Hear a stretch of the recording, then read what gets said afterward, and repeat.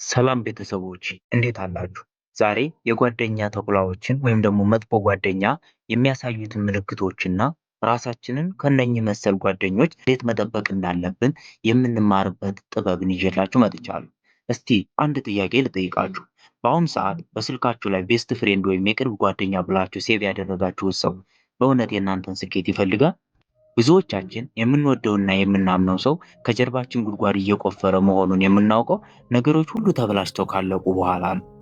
ከባድ ነው አይደል? በችግራችሁ ጊዜ አብሮት ይቆማል ያሉት ሰው ሲጠፋ ወይም ደግሞ በጣም የምታከብሩት ሰው በሌላችሁበት ስማችሁን ሲያጠፋ መስማት ይከብዳል አይደለ?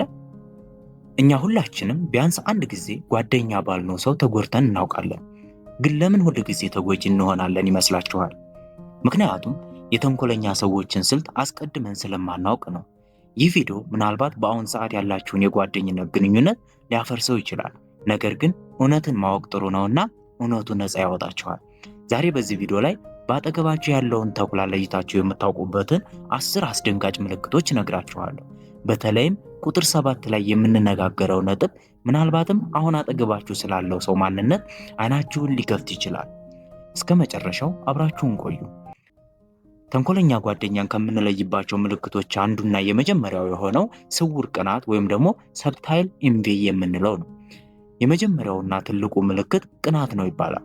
ተንኮለኛ ጓደኛ የእናንተን ስኬት እንደራሱ ውድቀት ነው የሚያየው። ታዋቂው ጸሐፊ ኦስካር ዋይልድ ምን ይላል መሰላችሁ? በአንድ ወቅት እንዲህ ብሎ ነበረ፣ ማንም ሰው የጓደኛውን መከራ ሲያይ ሊራራ ይችላል፣ ነገር ግን የጓደኛውን ስኬት ለማድነቅ በጣም ጥሩ ተፈጥሮ ይጠይቃል ብሎ ነበር። ልክ ነበር።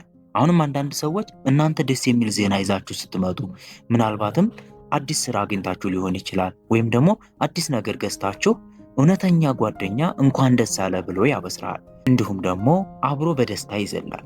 ተንኮለኛ ጓደኛ ግን ፊቱ ይቀያየራል። እንኳን ደስ አለ ቢል እንኳን ድምፁ ውስጥ ደስታ የለውም። እነሱ ወሬውን ወደ ሌላ አቅጣጫ ይቀይሩታል፣ ተንኮለኛ ጓደኞች ከሆኑ ማለት ነው። ወይም ደግሞ እንኳን ደስ አለ ግን ተጠንቀቅ በማለት ፍርሃት ይዘሩባቸዋል። የእናንተ ብርሃን አይናቸውን ይበሰዋል። ይልቁንም የእናንተን ስኬት ለማሳነስ ይሞክራሉ። እንዴት ብለው ያሳንሳሉ ካላችሁኝ፣ እሺ ግን እኮ ይሄ ቀላል ነው ይሏችኋል፣ ትልቅ ነገር አሳክታችሁ ስትነግሯቸው። ወይም ደግሞ ያኛው ቢሆን እኮ የተሻለ ይሆን ነበር በማለት ስሜታችሁን ይሰብሩታል። እናንተ እንዲህ አይነት ሰው አጋጥሟችሁ ያውቃል? ደስታችሁን የሚሰርቅባችሁ ሰው ማለት ነው። ካለ አዎ በሉኝ ኮሜንት ላይ። ሁለተኛው ምልክት ተንኮለኛ ጓደኛን የምንለይበት ዘ ባክስታበር ወይም ደግሞ ባለ ሁለት ፊት የሚባለው ነው። በጓደኝነት ውስጥ በፊት ለፊት ቅዱስ ከጀርባ ደግሞ ዲያብሎስ የሚሆኑ ሰዎች አሉ። ያ ማለት በሰው ፊት ደግ መስለው እየታዩ በድብቅ ግን ክፉ ነገር የሚያስቡና የሚሰሩ ናቸው። የእናንተን ክብር በሰው ፊት የሚያረክስ ጓደኛ ጓደኛ ሳይሆን ጠላት ነው። ዊሊያም ሼክስፒር በታዋቂው የጁልየስ ቄሳር መጽሐፍ ላይ ቄሳር የቅርብ ጓደኛ ብሩቶስ የተባለ ጓደኛ ነበረው እና ጠላቶቹ ሊገሉት ባሰቡ ሰዓት አብሮት ሲወጋው የነበረ ብሩቶስ የተባለው የቅርብ ጓደኛው ነበረ። ያንን ሲያይ ብሩቶስ አንተም ብሎ ጠይቆት ነበረ። ይህ ማለት ከጠላቶቼ ጥቃት በላይ ያመመኝ ጓደኛዬ ያንተ ክህደት ነው ማለቱ ነበር። እኛ ሀገር ካለቀሰ አልቃሽ ከበላ በላሽ እንደሚባለው ነው። በቅርብ ሆኖ ሚስጥርህን የሚያውቅ ሰው ካልሆነ በስተቀር የሩቅ ሰው ሊጎዳ ወይም ሊያጠቃ አይችልም። ክህደት የሚያመውም ከምታምነው ሰው ስለሚመጣ ነው። ሶስተኛው አስመሳይ ጓደኞችን ወይም ደግሞ ተንኮለኛ ጓደኞችን የምንለይበት መንገድ በችግር ጊዜ አድራሻን የሚያጠፉ ከሆነ ነው። እውነተኛ ጓደኝነት የሚፈተነው በጨለማ ቀናት ነው ይባላል። ተንኮለኛ ጓደኛ ግን የፀሐይ ብርሃን ጓደኛ ነው። ያ ማለት እናንተ ደስ ሲላችሁ ብቻ፣ እናንተ ስታገኙ ብቻ የሚዛመዳችሁ ጓደኛ ማለት ነው። ለእነርሱ እናንተ ሰው ሳትሆኑ ግብአቶቹ ናችሁ። የሚፈልጉትን እስኪያገኙ ድረስ በጣም ያለሳልሷችኋል። ሮበርት ግሪን ዘ 48 ሎው ኦፍ ፓወርስ በሚለው መጽሐፉ ሁለተኛ ህግ ላይ እንዲህ ይላል፣ ጓደኞችን አብዝተህ አትመን፣ በጓደኞች ውስጥ ምቀኝነት በቀላሉ ሊቀሰቀስ ይችላል ብሎ ተናግሯል። ህይወታችሁ ሰላም ሲሆን፣ ገንዘብ ሲኖራችሁ፣ ድግስና ሳቅ ሲኖር አጠገባችሁ የማይጠፉ ጓደኞች ወይም ደግሞ ካጠገባችሁ የማይርቁ ጓደኞች፣ ነገር ግን ትንሽ ችግር ሲመጣ ትከሻቸው ለእናንተ በሚያስፈልግበት ሰዓት ላይ ስልካቸውን የማያነሱ፣ መልእክት የማይመልሱ፣ ስትፈልጓቸው ስራ የሚበዛባቸው፣ እናንተ ስትቸገሩ የሚርቁ፣ እናንተ ሲሳካላችሁ ግን ቀድመው የሚመጡ ሰዎች የእናንተን ማንነት ሳይሆን የእናንተን ጥቅም ብቻ የሚወዱ ስለሆኑ ልትጠነቀቋቸው ይገባል። አራተኛው የተንኮለኛ ጓደኛ መገለጫ ኤክስፕሎይቴሽን ወይም ደግሞ እናንተን እንደ መሳሪያ መጠቀም ነው። ወይም ደግሞ ይሄ ምን በመባል ይታወቃል? ጥቅመኝነት በመባል ይታወቃል። ለተንኮለኛ ጓደኛ እናንተ ሰው ሳትሆኑ ድልድይ ናቸው። ያ ማለት ወደ ፈለጉበት ቦታ ለመድረስ ድልድይ፣ ገንዘብ ለመበደር ድልድይ፣ ወይም ደግሞ የሆነ ነገር ለማስፈጸም ወይም ደግሞ ለማስጨረስ ይጠቀሙባችኋል። ፍላጎታቸው እስኪሟላ ድረስ በጣም ደግና ተንከባካቢ ይመስላሉ። ልክ የፈለጉትን ካገኙ በኋላ ግን እናንተን እንደ አሮጌ ጨርቅ ይጥሏችኋል። የእነርሱ ህይወት በእናንተ ትከሻ ላይ እንዲቆም ይፈልጋሉ። የእናንተ ህይወት ላይ ግን ቅንጣት ታክል አስተዋጽኦ እንዲኖራቸው አይፈልጉም። እነኚህ መቼም ጓደኛ ሊሆኗችሁና ሊጠቅሟችሁ ስለማይችሉ መራቅ ይጠበቅባችኋል። አምስተኛው የተንኮለኛ ጓደኛ ምልክት ኮንስታንት ኔጌቲቪቲ ወይም ደግሞ ተከታታይ አሉታዊነት ነው። እነዚህ ሰዎች እናንተ ትልቅ ህልም ስታወሩ እነርሱ አይሆንም ይላሉ። እናንተ አዲስ ሙከራ ስታደርጉ እነሱ ትወድቃለህ ይሉሃል። ተንኮለኛ ጓደኛ የእናንተን ተስፋ ለመግደል ሁል ጊዜ አሉታዊ ጎኑን ብቻ ያሳያችኋል። ለምን ይመስላችኋል? ምክንያቱም እናንተ እንድትበልጧቸው ስለማይፈልጉ ነው። የእናንተን በራስ መተማመን በመስበር ሁል ጊዜ በእነሱ ቁጥጥር ስር እንድትሆኑና ከእነርሱ በታች እንድትቀሩ ያደርጋሉ። ተጠንቀቅ በሚል ስም ፍርሃትን የሚዘሩባቸው ሰዎች ተንኮለኞች ናቸው። እነርሱ መብረር ስለማይችሉ እናንተን መሬት ላይ እንድትቀሩ የሚያደርጉ ናቸው ማለት ነው። ስድስተኛው ምልክት ወይም ደግሞ ልናውቅበት የምንችለው ምልክት ሚስጥርን ለገበያ ማቅረብ ነው። ጓደኝነት በእምነት ላይ ይገነባል። እናንተ በውስጣችሁ ያለውን ህመምና ያሳለፋችሁትን ስህተት ወይም ደግሞ የግል ሚስጥራችሁን ስትነግሯቸው በደንብ ንገረን ብለው ገፋፍተው ይጎተጉቷችኋል።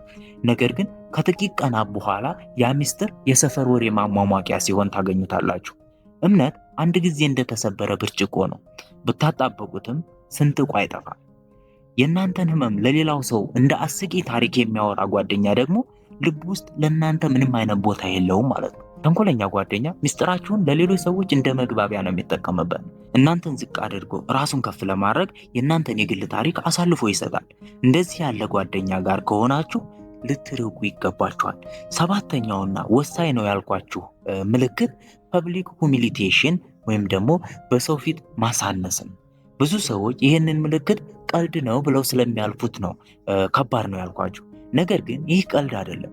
ተንኮለኛ ጓደኛ በሰው ፊት እናንተን ማሳነስ ይወዳል። ስህተታችሁን ማውጣት፣ በአለባበሳችሁ ወይም በንግግራችሁ ላይ ማሾፍና እየቀለድኩ እኮ ነው በማለት ዋና ተግባሩን መሸፈን ይፈልጋል። ይህ እናንተን በሰዎች ፊት ዋጋ ለማሳጣት የሚደረግ ስልታዊ ጥቃት መሆኑን ልታውቁ ይገባል ማለት ነው።